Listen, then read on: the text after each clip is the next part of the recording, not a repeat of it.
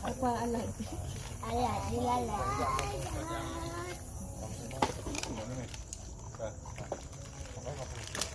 Kakak. Kakak sini.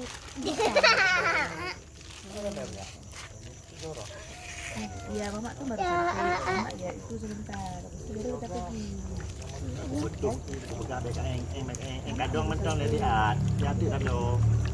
Kan? Orang lain dah ada, adik Aisyah dah ada kok. Ini sebentar kita edit. Lihat ini dulu, nanti dah sempat lihat lagi ni. Nanti dia habis ini meledak ni. Lihat dulu. Tangan pipi nanti ini.